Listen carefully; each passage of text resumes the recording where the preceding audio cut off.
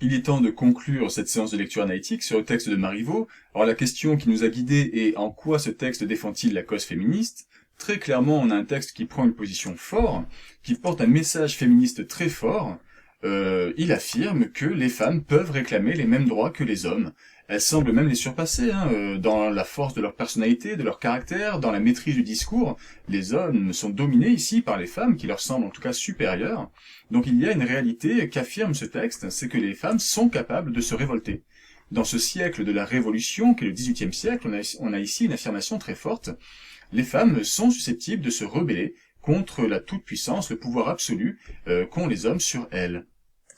De leur côté, la réaction des hommes va se partager entre l'incompréhension complète et le mépris. Ils vont prendre de haut les femmes, ils vont rire beaucoup, en imaginant qu'elles demandent à avoir les mêmes droits qu'eux.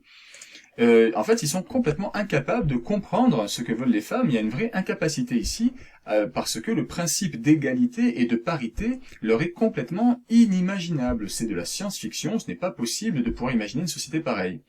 Alors vous voyez qu'on a vraiment ici quelque chose qui, sur le plan des revendications féministes, est très marqué. Alors, au risque de vous décevoir, dans la suite de la pièce, cette belle solidarité des femmes, cette belle combativité va un petit peu s'effriter. Avec les autres femmes présentes sur l'île, il va commencer à y avoir des chamailleries, des frivolités très féminines, qui vont vraiment dégrader le regard que donne l'auteur sur les femmes, et qui va montrer qu'en gros, elles sont plutôt attachées à leur apparence qu'à leurs idées. Alors pas toutes, mais il va ainsi rabaisser l'estime dans laquelle il est présente au début de la pièce, et puis à la fin, les hommes vont bien garder tous les pouvoirs, puisqu'ils vont faire croire aux femmes qu'ils sont attaqués, qu'il faut se défendre, car les sauvages qui seraient sur l'île les attaquent, et du coup, les femmes acceptent de laisser tous les pouvoirs aux représentants des hommes, et de se retirer, puisqu'elles ne sont pas capables de se défendre toutes seules.